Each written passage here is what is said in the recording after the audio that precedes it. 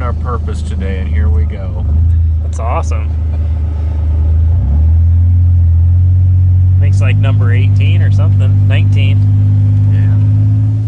It's March 18th, and I'm down here the farm with my dad today, and we're gonna frost seed some clover. The weather forecast is supposed to be at nighttime supposed to get down below freezing. Daytime is gonna get above, so that freezing and thawing will suck that seed down into the soil, and we'll have hopefully some pretty good germination. But I got two kinds of clover here, Ladino clover and medium red clover. I'm gonna mix them 50-50, and then I'm gonna use this Earthway seeder just to spread them. And I'm gonna do, this is about a half acre, this ridge we're gonna do, and we're gonna do about, I don't know, 7-8 pounds, just because I want to put a little extra on so I make sure I get good germination. But this spot we're doing it today, this ridge is bare. No crops really ever grow here. It's kind of a transition between two big ag fields. So we're going to put it into clover, and it'll be a nice little corridor in the fall between two big cornfields and two bedding areas.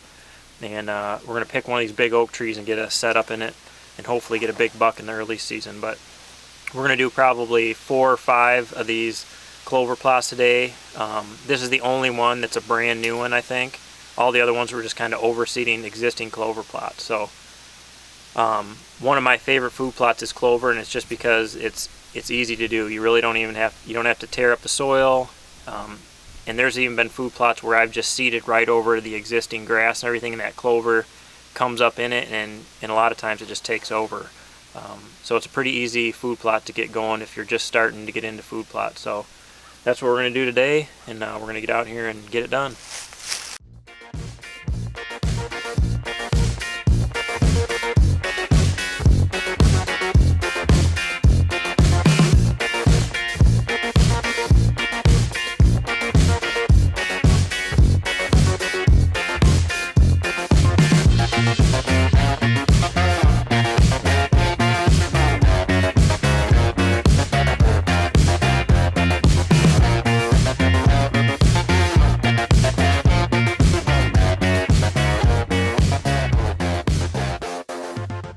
I got this spot done. My dad and I are pretty excited about it.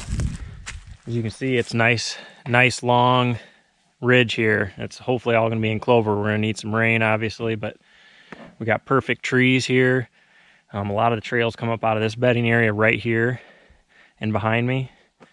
So I killed one of my biggest bucks on the farm down at the other end, but I always wanted to stand up on this end too. And now that we got clover, there's gonna be a perfect opportunity to get set up here. So that's the tree that I like right there, and there's a main trail that comes out right here, and a main trail that comes out right there, and then they cut right across and drop down in there, and then this will be corn right here, so there'll be a nice edge for them to come through. So off to the next spot. All right, that is a wrap for the day. Got a lot of work done. I think my dad and I found probably 14-15 sheds today. It's just been an awesome day, beautiful day, about 50 degrees. Had the 2 kids with me. They've been super good. I'm thankful that they were able to tag along and do a lot of this with me. But just real quickly, one thing that Scott and I really have tried to do over the years is focus more on managing the properties we have versus so-and-so managing the deer. It's so hard to keep deer on your property unless you own just thousands of acres.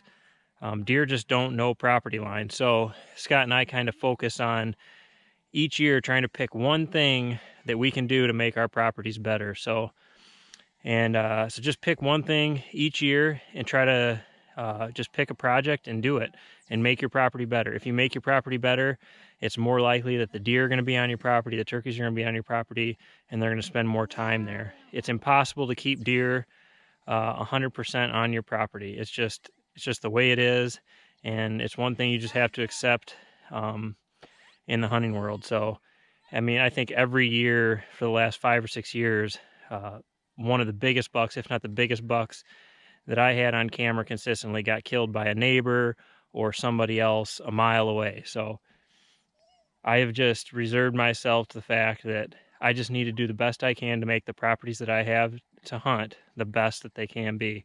And it's worked out really good for Scott and I over the years. We've been blessed to kill a lot of nice deer. So that's my goal for the properties I have, is just to pick one thing each year and make your property better.